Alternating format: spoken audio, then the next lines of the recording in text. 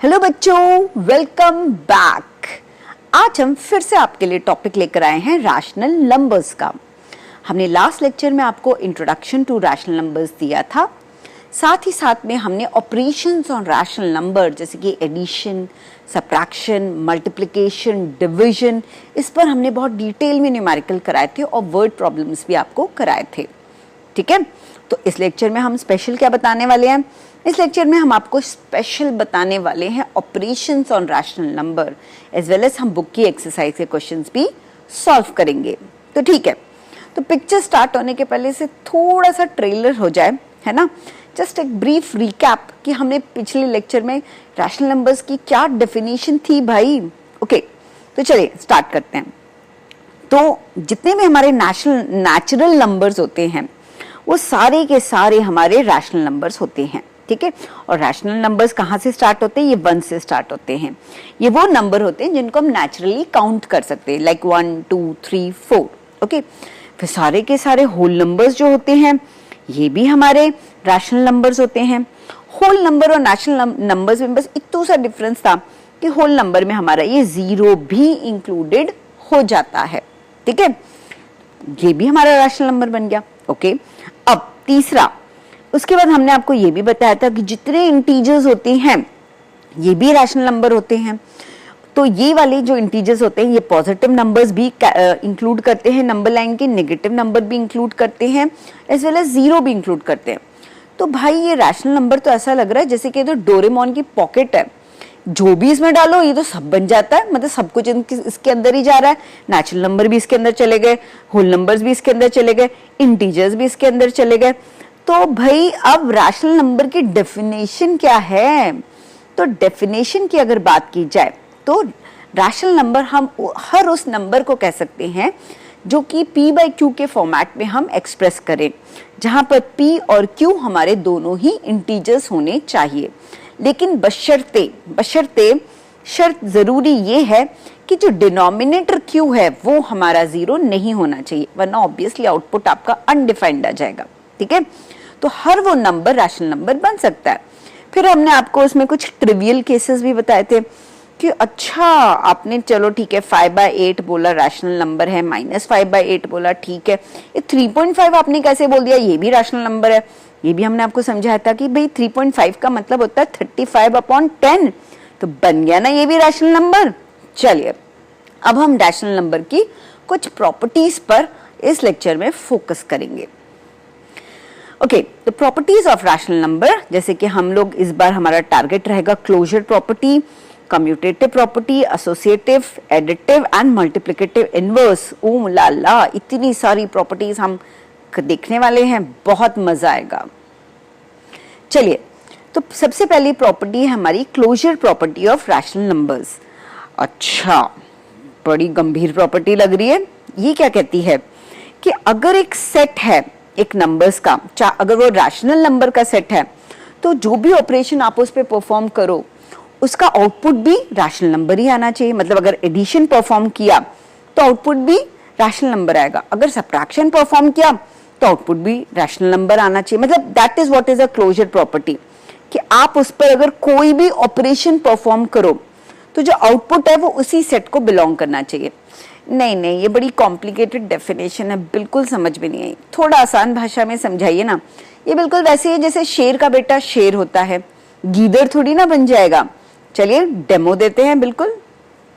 Okay, तो जैसे कि पहला प्रश्न ये है, ये जो है ये हमारा क्वेश्चन नंबर 1 है हमारी किताब का। ठीक है, तो ये क्वेश्चन में हमको ये टेबल फिल करना है और इस टेबल में हमको बताना है कि क्या rational numbers are they closed under addition, subtraction, multiplication या डिवीजन। ठीक है, तो क्लोज्ड है कि नहीं है का क्या मतलब हुआ। सबसे पहले तो हम ये इंपॉर्टेंट चीज समझते हैं, what do you mean by closed. Okay, तो क्या रैशनल नंबर, इंटीजर्स ये सब क्लोज्ड है अंडर एडिशन? चलिए देखते हैं। ओके, तो जैसे कि अगर मैंने सबसे पहले, चलो मैं इंटीजर से स्टार्ट करती हूँ।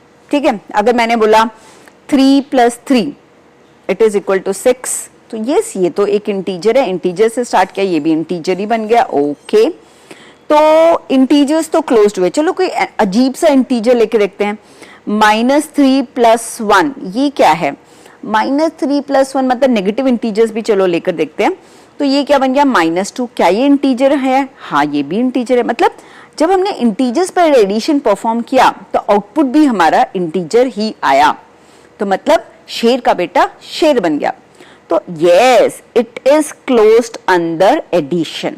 ठीक है, चलिए अब यही पैतरा हम अप्लाई करते हैं किस पर? रैशनल नंबर्स पर भी अप्लाई करते हैं। ठीक है, तो रैशनल नंबर्स पर लेट्स से हम कोई भी सिंपल सा एग्जांपल लेकर अभी देखते हैं। ओके, जैसे अगर मैंने कहा 3/5 -2/5, तो ये क्या बन गया? ये तो हमारा बन गया 1/5। नहीं, थोड़ा और ट्रिवियल लेके देखते हैं। अगर ये होता -3/5 -2/5 तो बन गया -5/5, तब भी ये -1 है, और -1 भी एक रैशनल नंबर ही है क्योंकि ऑब्वियसली इसका डिनोमिनेटर हम 1 मान के चलते हैं। तो यार ये तो एडिशन तो क्लोज्ड है, मतलब यहाँ पर दो रैशनल नंबर्स को अगर हम ऐड करेंगे तो आउटपुट भी हमारा रैशनल नंबर ही आएगा।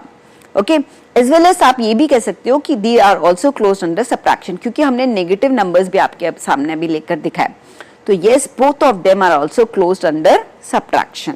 ठीक है, अब बारी किसकी आती है? बारी आती है हमारे होल नंबर्स की। ओके, तो चलिए अब हम होल नंबर्स को भी चेक करके देख लेते हैं।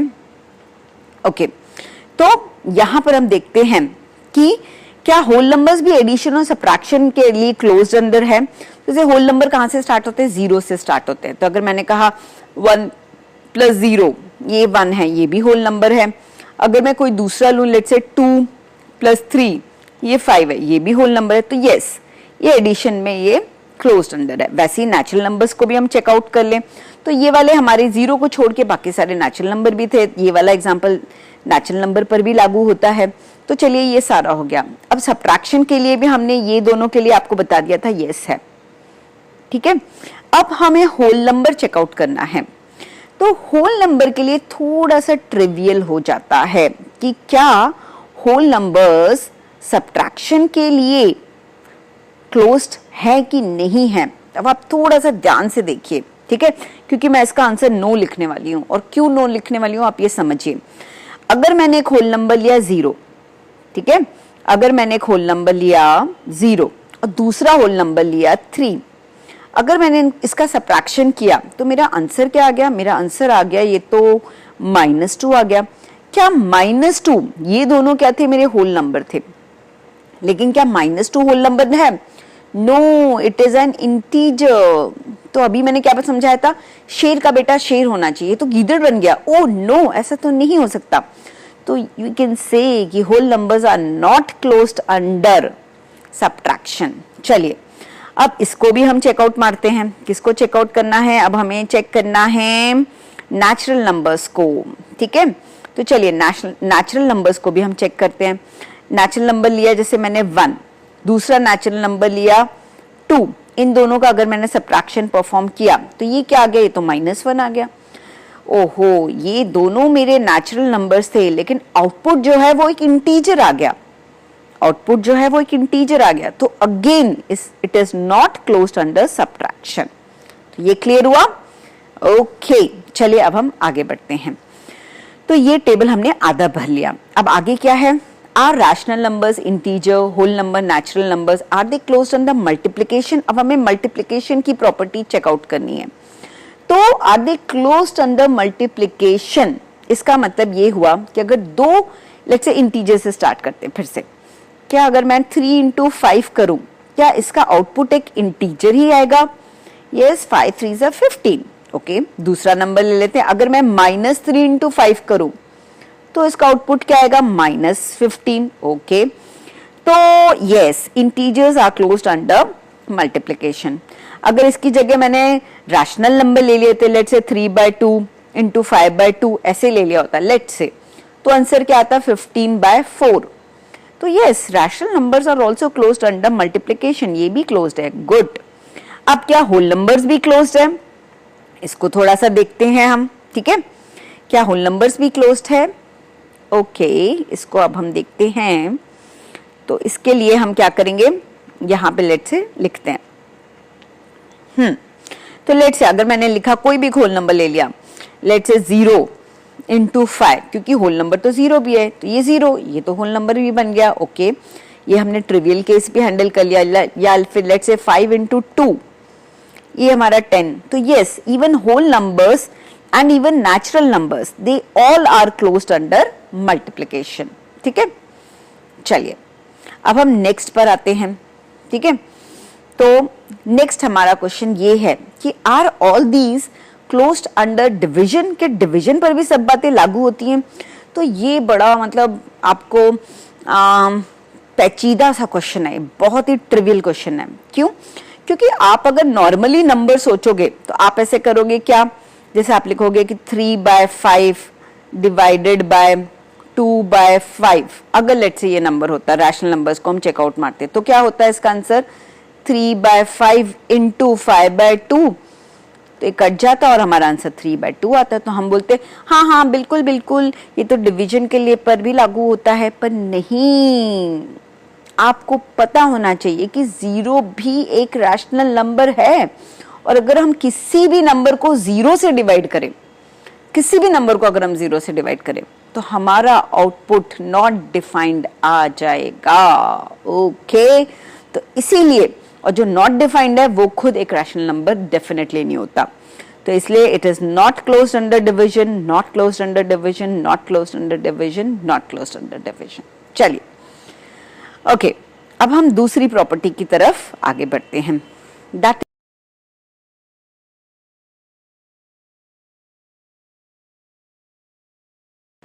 ओके, तो चलिए अब हम कम्यूटेटिव प्रॉपर्टी पर आते हैं। तो कम्यूटेटिव प्रॉपर्टी ऐसी होती है कि जैसे नाक हम यहां से पकड़े चाहे इधर से पलट के पकड़े, एक ही बात है। तो ये जैसे अगर हम एडिशन की प्रॉपर्टी, कम्यूटेटिव प्रॉपर्टी की बात करेंगे, तो एडिशन की कम्यूटेटिव प्रॉपर्टी क्या कहती है कि a plus B is equal to B plus A. वैसे ही मल्टीप्लीकेशन की प्रॉपर्टी है कि b a into B is equal to B into A. मतलब हम कैसे भी करें, उल्टा पुल्टा सब एक समान। ठीक है, तो अब देखते हैं किस किस पर ये किन किन नंबरों पर ये प्रॉपर्टीज लागू होती हैं। तो जैसे अगर कम्यूटेटिव प्रॉपर्टी फॉर एडिशन की बात करें, यानी कि क्या ये प्रॉपर्टी लागू होती है a plus B is equal to B plus A. तो अब देखिए किन किन नंबरों पर ये लागू होती है। क्या ये रैशनल नंबर्स पर लागू होती है? Let's say 3/7 plus 2/7 is equal to 2/7 plus 3/7। हाँ जी, बिल्कुल लागू होती है। क्या ये इंटीजर्स पर लागू होती है? 3 plus 2 is equal to 2 plus 3, बिल्कुल ये भी सही है। क्या ये होल नंबर्स पर लागू होती है? हाँ जी, ये तो होल नंबर्स भी हैं। क्या ये नेचुरल नंबर पर लागू होती है? बिल्कुल नेचुरल नंबर्स पर भी लागू हो रही है। तो हम चारों के लिए इसका आंसर लिख देंगे यस यस यस यस। ठीक है, चलिए अब हम आगे बढ़ते हैं। अब ये क्या, ये प्रॉपर्टी जो है हमारी, क्या ये हमारी लागू होती है इस पर, सबट्रैक्शन वाली प्रॉपर्टी पर भी लागू होती है ये प्रॉपर्टी ऑफ कम्यूटेशन, या फिर ये कम्यूटेटिव प्रॉपर्टी जो है, क्या ये सबट्रैक्शन पर भी लागू होती है? मतलब क्या हुआ इसका, मतलब क्या a minus B is equal to B minus A, क्या ऐसा हो सकता है? तो ये हम सिंपली स्टार्ट करते हैं। लेट्स से इंटीजर से बोले कि क्या 3 minus 5 is equal to 5 minus 3 होता है? नो जी, मुझे तो नहीं ऐसा लगता, क्योंकि अगर मैं लेफ्ट हैंड साइड देखूं इसका तो it is coming out to be -2, और अगर मैं राइट हैंड साइड देखूं तो it is coming out to be +2। तो no, these two are not equal, तो इंटीजर्स पर लागू नहीं होती। वैसे ही अगर मैंने 3/2 माइनस 5/2 लिखा होता है, या 5/2 माइनस 3/2 लिखा होता है, रैशनल नंबर्स का अगर हम चेकआउट करते, तब भी इसका आंसर दोनों का बराबर नहीं होता। ठीक है, और होल नंबर्स अगर इंटीजर्स पे लागू नहीं हो रही तो होल नंबर्स पर भी लागू नहीं होगी, और ना ही ये हमारी नेचुरल नंबर्स पर लागू हो रही है। ठीक है, चलिए अब अगली प्रॉपर्टी को हम देखते हैं, that is the property of multiplication. अब ये क्या कहती है, a into B is equal to B into A. ठीक है, तो इसका मतलब क्या हुआ, इसका मतलब क्या ये इंटीजर पर लागू हो रही है प्रॉपर्टी? अगर मैं बोलूं क्या 3 into 5 is equal to 5 into 3, हाँ जी, इंटीजर पर भी हो रही है। क्या रैशनल नंबर्स पर हो रही है? 3/2 into 5/2 is equal to 5/2 into 3/2, हाँ जी, ये इस पर भी लागू होती है। ओके, क्या ये होल नंबर्स पर लागू होती है? बिल्कुल, यहाँ हुई तो होल नंबर्स पर भी लागू होती है। क्या ये नेचुरल नंबर्स पर लागू हो रही है? यहाँ हो रही है तो नेचुरल नंबर्स पर भी लागू होती है। चलिए, तो इस चारों का इसका आंसर आ जाएगा हमारा yes yes yes yes. Okay, अब नेक्स्ट, क्या ये प्रॉपर्टीज डिवीजन पर भी लागू होती हैं? मतलब a divided by b, is this equal to b divided by a? क्या ऐसा होता है क्या? तो चलिए प्रूफ करते हैं, डेमो देखते हैं, डेमो। तो क्या ये इंटीजर्स पर लागू होती है? सबसे सिंपलेस्ट हमेशा इंटीजर चेक कर लो, अगर इंटीजर पर नहीं हो रही तो बाकी सबको तो भूल ही जाओ, ठीक है। तो चलो इंटीजर्स पे चेकआउट करो। तो इंटीजर्स पे क्या आप ये कह सकते हो कि 3 divided by 5 is equal to 5 divided by 3, मतलब 3 बाय 5 क्या 5 बाय 3 के बराबर होता है? नो जी नो, तो ये इंटीजर्स पर लागू नहीं होता। तो ऑब्वियसली होल नंबर भी गए रास्ते से, नेचुरल नंबर्स भी गए रास्ते से। अब चेक कर सकते हैं रैशनल नंबर्स के लिए भी। तो रैशनल नंबर्स के लिए भी आप देख सकते हैं बड़े आराम से, मैं यहाँ पे लिख देती हूँ आपके लिए कि लेट से मैंने कहा 3 बाय 5 डिवाइडेड बाय 2 बाय 5, क्या ये इक्वल टू है 2 बाय 5 डिवाइडेड बाय 3 बाय 5 के लिए? तो आप यहाँ पे कैसे करते हो 3 by 5 into 5 by 2, is this equal to 2 by 5 into 5 by 3? तो 5 5 कट गया यहाँ पर, हमारा यहाँ का आंसर आया 3 by 2, is this equal to 2 by 3? No no no, तो ये नेचुरल नंबर्स पर भी लागू नहीं होती है, ठीक है। चलिए अब हम दूसरी प्रॉपर्टी पर आते हैं, that is your additive inverse property. Additive inverse property क्या कहती है कि किसी नंबर को ऐसे नंबर से ऐड करो कि आउटपुट आपका 0 आ जाए। जैसे कि मैंने कहा 3 को मैं किससे ऐड करूंगी कि आउटपुट मेरा 0 आ जाएगा? -3 से। तो -3 will be the additive inverse of 3। या फिर दूसरा एग्जांपल ले लेते हैं, 2 बाय 7 को किससे ऐड करूंगी कि आउटपुट मेरा 0 आ जाए? तो -2 बाय 7 से ऐड करूंगी तो आउटपुट मेरा 0 आ जाएगा। ओके, तो चलिए हम कुछ क्वेश्चंस इस पर भी करते हैं। तो right the additive inverse of -4 by 7। तो -4 बाय 7 को किससे ऐड करूंगी कि 0 आ जाएगा? तो इसका एडिटिव इनवर्स होगा +4 बाय 7। ओके, अब ये वाला बड़ा ट्रिवियल क्वेश्चन है। चलिए अच्छा बी पहले करते हैं, ठीक है। बी का क्या है? 8 बाय -11। तो 8 बाय -11 कुछ नहीं होता, 8 बाय -11 होता है -8 बाय 11, ठीक है। तो 8 बाय 11 का एडिटिव इनवर्स हमारा क्या होगा? It will be +8 by 11। Okay, ठीक है। अब नेक्स्ट क्या है? -18 बाय 13, इसका एडिटिव इनवर्स क्या होगा? +18 बाय 13। अब ये आ गया बड़ा ट्रिवियल क्वेश्चन। 0 का क्या होगा एडिटिव इनवर्स? 0 का एडिटिव इनवर्स 0 ही होता है, बिकॉज 0 + 0 इज इक्वल टू 0, ठीक है। अब ये वाला क्या है? -7 बाय -8, ये भी बड़ा ही ट्रिवियल और इंपॉर्टेंट क्वेश्चन है। -7 बाय 8 का को that is equal to 7 by 8 only. तो इसीलिए 7 बाय 8 को हम किससे ऐड ऑन करेंगे कि वो 0 हो जाएगा? तो हमें -7 बाय 8 से ऐड करना पड़ेगा। तो इसका आंसर होगा हमारा -7 बाय 8, ठीक है। अब नेक्स्ट है हमारा -4 बाय 11। -4 बाय 11 को हम किससे ऐड करेंगे? +4 बाय 11 से करेंगे तो हमारा आंसर 0 आ जाएगा। तो इसका होगा +4 बाय 11। अगला है -11 बाय -17, ये बिल्कुल इसके सिमिलर है। तो इसका हमारा आंसर, ये चूंकि खुद ही 11 बाय 17 है, तो इसका आंसर हो जाएगा 11 बाय 17 का negation minus, this will be the additive inverse. और -1 का क्या एडिटिव इनवर्स होगा? इसका तो हमारा एडिटिव इनवर्स हो जाएगा +1, ठीक है, बिकॉज -1 + 1 इज इक्वल टू 0, ठीक है। चलिए अब आगे करते हैं। अब ये हमारी है next property, that is multiplicative inverse property. हम ऐसे कौन से नंबर से मल्टीप्लाई करें कि आपका रिजल्ट 1 आ जाए, यानी कि a cross b into b cross a should be equal to 1। जैसे मैंने कहा 3 बाय 5 को हम किससे मल्टीप्लाई करें कि आउटपुट 1 आ जाएगा? तो ये 5 बाय 3 से मल्टीप्लाई करेंगे तो आउटपुट हमारा 1 आ जाएगा, ठीक है। चलिए अब इस पर हम एक्सरसाइज करते हैं। जैसे लिखा है यहाँ 3 बाय 5, 3 बाय 5 का मल्टीप्लिकेटिव इनवर्स क्या होगा? 5 बाय 3। 7 बाय 9, 7 बाय 9 का क्या होगा? 9 बाय 7।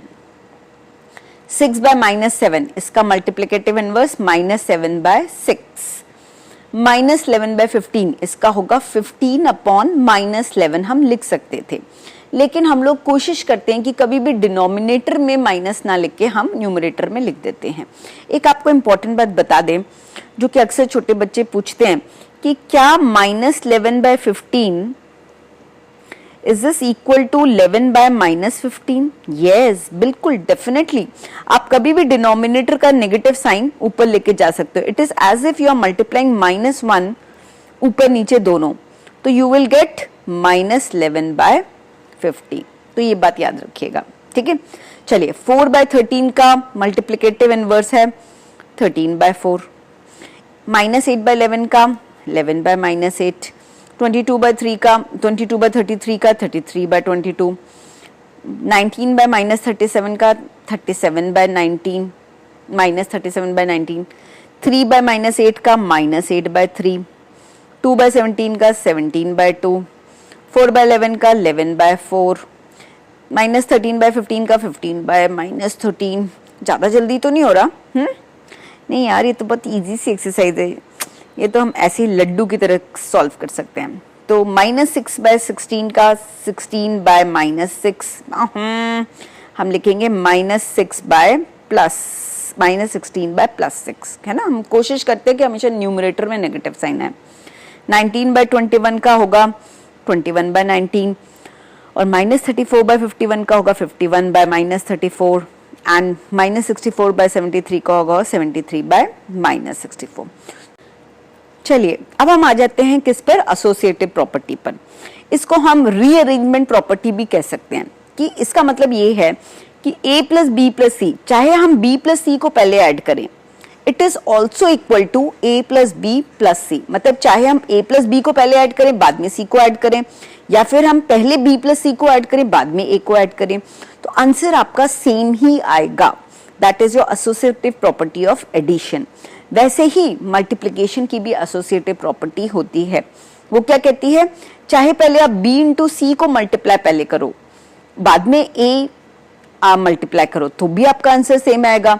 और वैसे ही आप a × b को पहले मल्टीप्लाई करो, बाद में c को मल्टीप्लाई करो, तो भी आंसर सेम आएगा, ठीक है। तो जैसे कि हम छोटा सा डेमो दे देते हैं। जैसे मैंने कहा 3 + 5 + 2, अगर मैंने 5 + 2 को पहले ऐड किया, तो ये प्रॉपर्टी कहती है this is equal to 3 + 5 the whole +2। तो अगर मैं देखूं लेफ्ट हैंड साइड मेरा क्या आएगा? 3 + 5 + 2 क्या होता है? 5 + 2 होता है 7, यानी कि लेफ्ट हैंड साइड मेरा आएगा 10। और अगर यहाँ पे मैं राइट हैंड साइड चेकआउट मारूं, तो मेरा राइट हैंड साइड क्या आएगा? 3 + 5 that is 8, 8 + 2 that is again 10। तो ये प्रॉपर्टी तो प्रूफ हो गई, ठीक है। वैसे इसके लिए भी आप देख लेते हैं, 3 × 5 × 2 इट इज इक्वल टू 3 × 5 × 2। तो पहले हम इसका मल्टीप्लिकेशन करें या फिर 5 × 2 का पहले करें, आंसर सेम ही है। आप ये देख सकते हो, यहाँ पर भी अगर मैं लेफ्ट हैंड साइड देखूं तो क्या आएगा? 3 × 10 दैट इज 30 आ गया। और अगर राइट हैंड साइड में देखूं तो क्या आएगा? 15 × 2, है ना। 3 × 5 इज 15 एंड 15 × 2 यानी कि ये भी हमारा 30 आ गया। तो ये तो प्रॉपर्टी चुंटू मुंटू एग्जाम्पलों से हमने प्रूफ कर दी। लेकिन बुक में कैसा क्वेश्चन आया हुआ है? अरे बाप रे, बुक में कैसा क्वेश्चन आया? Use the rearrangement property and find the sum. ऐसे लंबे लंबे क्वेश्चन आए ना, तो ऐसे बस दिल पे हाथ रख के बोलो ऑल इज वेल, हम कर लेंगे, ऑल इज वेल, हम कर लेंगे। और देखो ध्यान से किस किस का डिनोमिनेटर सेम है। तो हम देखेंगे इन दोनों का डिनोमिनेटर सेम है और इन दोनों का डिनोमिनेटर सेम है ए वाले क्वेश्चन में। तो हम सबसे पहले डिनोमिनेटर्स जिनके सेम है उनको पास पास कर लेते हैं। तो हम क्या लिखेंगे? -2/3 + 4/3, इन दोनों को हमने एक ब्रैकेट में डाल दिया। फिर दूसरा हम क्या करेंगे? 5/7 और -11/7, इन दोनों को दूसरे ब्रैकेट में डाल दिया। पहले हम इन दोनों का एडिशन परफॉर्म करेंगे। So what will you get? You will get 3 हमने कॉमन बेस ले लिया है यहाँ पर, तो -2 + 4, ठीक है। और वैसे ही यहाँ पर हमारा क्या आ जाएगा? 7 हमारा कॉमन बेस आ जाएगा, तो 5 - 11। न्यूमरेटर्स को हम बस ऐड ऑन करेंगे क्योंकि इन दोनों ही केसेस में हमारे डिनोमिनेटर सेम हैं, ठीक है। फिर हम आगे क्या करेंगे? This is coming out to be +2, sorry, it is coming out to be +2/3। और राइट हैंड साइड में हमारा क्या आ रहा है? -5, 6, 7, 8, 9, 10 11 माइनस 6/7 आ रहा है। ओके चलिए, तो अब 3 और 7, अब यहाँ पर हमारे डिनोमिनेटर सेम नहीं है, तो डिनोमिनेटर सेम करने का सबसे सिंपल तरीका क्या होता है, इसको ऊपर नीचे 3 से मल्टीप्लाई कर दो और इसको ऊपर नीचे हम 7 से मल्टीप्लाई कर देंगे। ठीक है, तो अब हमारे दोनों डिनोमिनेटर सेम हो गए। अब हमारे डिनोमिनेटर्स क्या हो गए दोनों के 21, 7 3 21।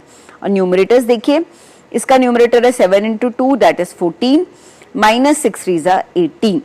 तो अब हमारा आंसर हम आराम से लिख सकते हैं, it is coming out to be -4/21। ठीक है, तो ये क्वेश्चन हमने बढ़िया तरीके से आराम से सॉल्व कर लिया, इतना इजी था ये क्वेश्चन, है ना। चलिए अब हम बी वाले को सॉल्व करते हैं। ठीक है, तो चलिए अब हम last question for the day पर आते हैं। ठीक है, तो अब हमने बी वाला देखें, तो बी वाले में अभी हमें थोड़े से, जब भी ऐसे नंबर्स आते हैं ना, तो अगर हम रीअरेंजमेंट प्रॉपर्टी बोला ही गया है यूज करना है, तो मतलब रीअरेंजमेंट तो करना ही पड़ेगा। तो हम क्या करेंगे, 5 और 10 का रीअरेंजमेंट करेंगे, क्योंकि 5 into 2 is 10, तो मतलब कहीं ना कहीं उनका एलसीएम बहुत आराम से निकल आएगा। और फिर 9 और 18 का हम रीअरेंजमेंट करेंगे, तो इसका ये कैसे चलेगा, this will be like 2/5 minus 11/10। इस दोनों को हमने रीअरेंज किया, प्लस दूसरे में क्या लिखेंगे, -7/9 प्लस 5/18। इन दोनों को हमने रीअरेंज कर दिया। अब इसका अगर मैं एलसीएम देखूं तो इसका एलसीएम तो 10 है, तो 5 को मैं कैसे 10 बनाऊंगी, तो हम ऊपर नीचे 2 से मल्टीप्लाई कर देंगे। ठीक है, और वैसे इसका एलसीएम 18 है, तो ऊपर नीचे यहाँ पे भी हम 2 से मल्टीप्लाई कर देंगे। ठीक है, चलिए, तो न्यूमरेटर इसका क्या आ गया, न्यूमरेटर इज 4 माइनस 10 का तो हमें किसी से मल्टीप्लाई नहीं करना पड़ा, तो उसका न्यूमरेटर हम एज इट इज कॉपी कर लेंगे, -11। दूसरे वाले पर बढ़े तो यहाँ पर ये 18 लिखेंगे और -7 into 2, 7 2 14, तो ये -14 प्लस 5, ये आ गया हमारा दूसरे का पोर्शन। तो पहले वाले का जो हमारा आंसर आया, दिस इज -7/10, और दूसरे वाले का हमारा आंसर आया है, that is coming out to be -9/18। ठीक है, चलिए अब हम आगे क्या करेंगे, 10 और 18 के लिए एक ऑप्शन ये है कि हम दोनों को मतलब दोनों का अगर एलसीएम निकालें तो ये 90 आ जाता है। तो हम क्या करेंगे, 18 into 5 is 90। ठीक है, तो हम यहाँ पर ऊपर नीचे 5 से मल्टीप्लाई कर देंगे और 10 को भी हम ऊपर नीचे 9 से मल्टीप्लाई कर देंगे, तो क्योंकि 10 into 9 is 90। ठीक है, तो इसका एलसीएम चूंकि हमारा 90 था, अब दोनों के डिनोमिनेटर्स हमारे बहुत आराम से 90 बन गए हैं। ठीक है, तो अब इसका न्यूमरेटर देखिए, तो 7 into 9 it is coming out to be -63, और ये 9 into 5 इट इज -45। ठीक है, तो अब ये हमारा क्या आ रहा है, -108/90। क्या ये आपस में थोड़ा से और सिंप्लीफाई हो सकते हैं? हाँ, बिल्कुल सिंप्लीफाई हो सकते हैं। ठीक है, तो आप देखेंगे हम इसको फर्दर सिंप्लीफाई करेंगे and it is coming out to be -6/5। तो देखा आपने, अगर आप सचमुच सच्चे दिल से मैथ्स को चाहोगे तो आपके कहीं ना कहीं पूरी कायनात आपको उसके आंसर से आपको मिला ही देगी।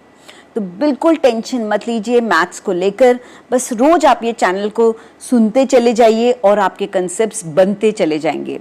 धीरे धीरे we will step and move ahead. Okay, चलिए, bye bye, good night, take care.